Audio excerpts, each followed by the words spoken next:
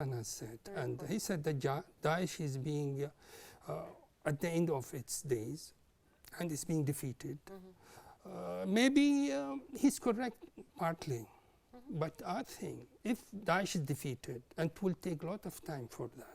They have been bombarding for 2 years, more than 2 years, but still they're strong. Even if they are defeated militarily in Iraq and in Syria, they will go underground. Yes. And that will be a big problem to deal with them. And here, as Muslim countries, or certain countries who are affected by this phenomenon, should have a clear policy to be prepared for this stage also. Yes. Because once they're defeated, they'll go underground. And that's also very dangerous. Of course. They will be with us for certain times to come. Of course. Now, before I get to my next question, just going back to what you said about how terrorist organizations basically they use the tools that are already there. If there's already a civil war, they use that. If there's already a problem, they will use that. But don't you think that's more like feeding feeding these militias the problems that will enable them to take over societies? You see, the media today, it's available for everybody. For me, for you, for the family, for kids, you cannot prevent them. Even if you try to prevent them from reaching, they have the tools and means to go around. Okay. As I said, they are very committed. They have engineers in IT. They have doctors. They know how to communicate. So it's very difficult because it's not only those from Afghanistan or subcontinent or from these illiterate people. They are intellectual. They know what they're doing. And they are committed. And this is a problem the world is facing. Yes, yes. Finally, before we go to our next part, I wanted to ask you, when we look at the interpretation of countries about Islam and about terrorism, not Islam, when they interpret Islam, they see a bearded man or a woman with niqab. In what regard did the stereotypical image of bearded men or women become that of a terrorist militia? Well, if you speak about the Western countries, I think this is not a correct interpretation of this kind of phenomenon. Why? I'll tell you why. In the 50s and 60s, take the subcontinents like India, Pakistan, also Afghanistan. You see how they address. They have full niqab, okay? Almost all the Muslims in the subcontinent, they have big beards, they have short sarwal, whatever you call it. And it has been there in the 50s and 60s, and we have never heard of Daesh or terrorism.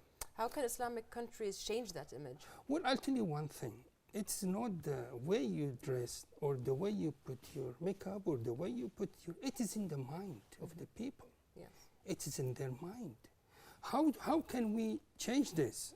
Through education, through dialogue, through physical contact. Once I listened BBC English, yes, a program, what the kingdoms of Saudi Arabia are doing, and I appreciate that very much. Those who come back from Afghanistan after, the Soviet Union left Afghanistan, there are so many tourists coming. They have a center in Riyadh, very sophisticated. They have teachers, they have clerics. How they can bring these people into society? They create job for them. They have dialogue. They speak the same language from the Holy Quran. They don't use force with them. They use conventions, and this is very important. Saudi Arabia has taken the lead in this, and we should follow this lead. It's very important. Yes. We should not. We should, when these people come back, we should not threaten them. We should not use force with them. Reintegrate. Absolutely. After all, these are human beings. These people at Riyadh Center, they're giving job. They married. They're happy. They have children. And they can be again, a normal part and factor in the society and change. Yes. That's the kind of policies we should have. True. Well, let's talk about that a little bit later on. For further discussions, we're going to turn to Mr. Grant Huxham, the Senior Advisor to Gulf State Analytics, joining us from the United Arab Emirates. Hello, Mr. Grant. Good afternoon. How are you all? I'm great. We're discussing the issue of terrorism as an international phenomenon. Asking you, or my question directed to you, is that during 2015 and 2016, we have witnessed an increase in the number of terrorist operations in our region and in the world as well. What led to this increase? You know, the root causes are many and complex as relates to terrorism itself. And I was listening to the former speaker, and I cannot endorse more strongly what he was saying. I'm primarily an expert in economics, and what we understand from economics and how it impacts terrorism is that when an individual, and I'm talking here primarily about the young, when they are raised in an environment where they feel powerless, then they are forced through Maslow's hierarchy of needs to take action. And what we've seen in the region in 2015 and 2016 has been a significant economic impoverishment across the region, where ordinary families and middle-class families are facing more and more pressure on them economically. And then the young within those homes, they feel that pressure, and they feel that as a powerlessness or indeed as an oppression. And so what we understand from economics is that when individuals, irrespective of where they are on the globe, feel that they are powerless or that they are oppressed, they then automatically look towards replacing that feeling with one of power and one of action. And terrorism is very attractive because it provides an individual with a feeling of a moral right in terms of correcting a wrong, as well as being actually involved individually in taking action. Mm-hmm. If the individual feels disconnected from the community, and if the individual feels that they have no role to play in that community, and then you put on top of that, the individual feels they cannot change a community, then these individuals are highly susceptible to the lure of taking action. And action can take the form of terrorism. Yes. Now, there are some manifestations or religious manifestations that show a person that they're part of a certain religion, such as the beard and the niqab. How did that turn to a stereotype of terrorism? It's very unfortunate because, unfortunately, media likes sound bites and images. Images speak 1,000 words. And unfortunately, sloppy journalism in the West tends to accompany articles on terrorism with pictures of people who the West identify as being religiously motivated, the devout. So there develops over time a subconscious identification of terrorism when one sees an image such as the niqab or the beard. The reality, as we know in the region, is a beard is common to men throughout many cultures, not just Islam. And there are many millions of women in Islam who peacefully wear the niqab. Mm-hmm. We have to counter this by asking the journalist or the media themselves to start to responsibly attach the right images to articles on terrorism, and not just casually attach an image where they try to convey that terrorism comes from the devout community, which we, as we know, is not simply true. Yes. Mr. Haksem, we've also seen an increase in the number of foreign fighters that are fighting, that have traveled to join terrorist groups. Is the reason behind that also maybe economic weakness that they might have, or certain problems that they might face themselves, where they would go to such terrorist groups for power and for money? Well, I do think economics is very much the root cause of creating the feeling of powerlessness. But in terms of the number of foreign fighters, what I think has been instrumental in the increase is social media and journalist networks. Because what we find with media and networks is that they stimulate outrage against immoral or unjust actions in the eyes of the perceiver. And we don't see this just alone in this region. I'll give you a very good example. Mm-hmm. The American public was exposed to a daily diet of television news during the Vietnam War, which was the first war that was actually covered by media uncensored. And the public over time turned against its own government and against its own armed forces because they were using sound bites to interpret what the moral action was that they were seeing in front of them. I think the youth in the region, and we know that the Arab youth is very much connected to social media and social networks. Mm. The youth is being exposed to images and ideas and indeed opinion, but not necessarily seeing a counter to that opinion. And then they form their own view. And unfortunately, what happens is a young person, particularly, when they feel that they need to take action in order to recover some feeling of power, then that's why we see foreign fighters traveling to join terrorist groups in order to, to become powerful again, to actually feel that they have some meaning in this world. Mm-hmm. Well, listening to all of that, I'd like to hear your opinion on how do you evaluate the regional and the international efforts that deal with the issues of extremist ideologies that we see in the media or in other outlets? Look, it's very dangerous for us. And I'll give you another analogy. Mao Zedong, when he was asked how did he perceive the impact of the French Revolution, he said, too early to tell.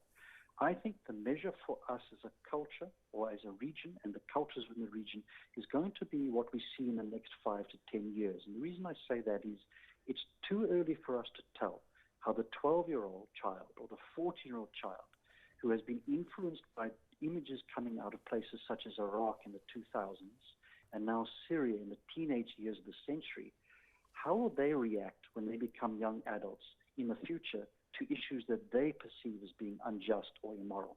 Mm-hmm. And this is a worldwide issue because we now have the young who are understanding what the privileges are of becoming a young teenager or young adult through social media and the selfie and all this exposure and commentary from their peer groups. But what I don't understand yet is how well we are countering the arguments of the radicalist by identifying for the young what are the responsibilities that come along with being an adult in the modern world. Yes, great. Thank you very much, Mr. Huxham, for your insight and for joining us. And that was Mr. Grant Huxham, the Senior Advisor to Gulf State Analytics. Mr. Hadad, give us your opinion on what Mr. Huxham said.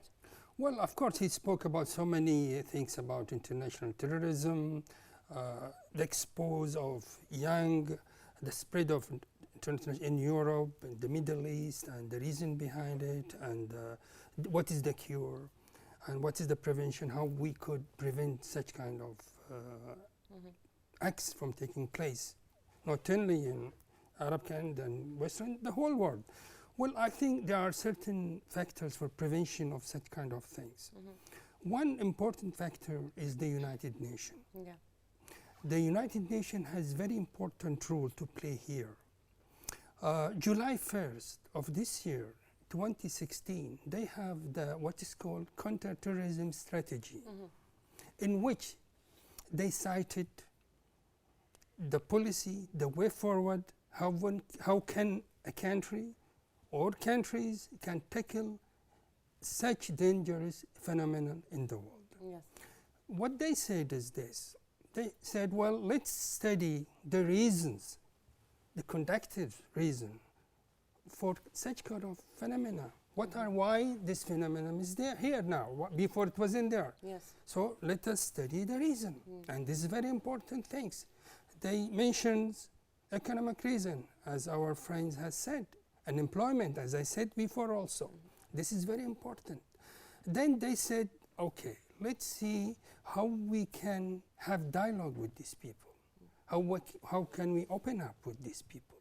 As I said before, we should not keep them aloof. We should bring them in the society, the same dialogue, peacefully, without using force, convention. This is the second pillar of that. Let's still look at the next report. You'll see there's a little bit talking about that part exactly. Sure, please. Intercontinental terrorism is an act that should not be justified beneath religious doctrines or acknowledged to the modern society.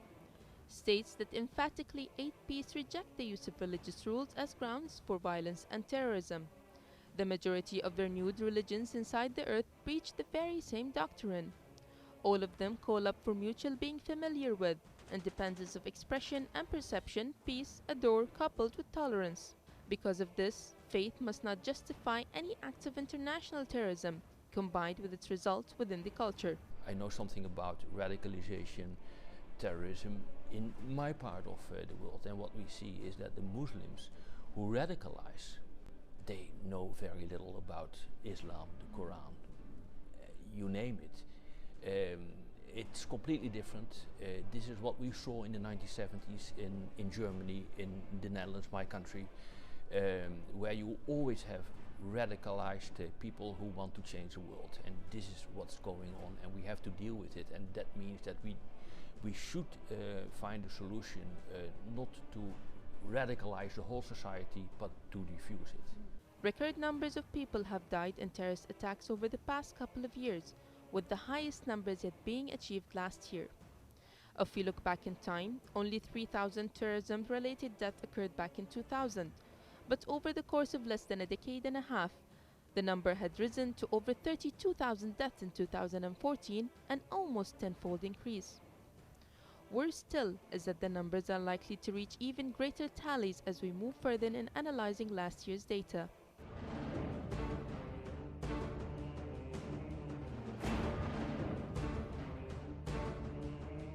Of the 28,000 people killed in terrorist attacks in 2015, 24% of them were perpetrators of terrorist attacks which were killed intentionally in suicide attacks, accidentally while attempting to carry out attacks, or by security forces or victims responding to these attacks. This is an 11% increase in the number of perpetrators' deaths compared to 2014, as the number of terrorist kidnapping and hostage-taking increased in 2015 to more than 12,000. Although terrorist attacks took place in 92 countries, they were heavily concentrated geographically. More than 55% of all attacks took place in 5 countries, which are Iraq, Afghanistan, Pakistan, India, and Nigeria, and 74% of all deaths due to terrorist attacks took place in Iraq, Afghanistan, Nigeria, Syria, and Pakistan. The question now, as extremism and terrorism ideologies are spreading, what can countries do to eliminate the dangers of such a phenomena?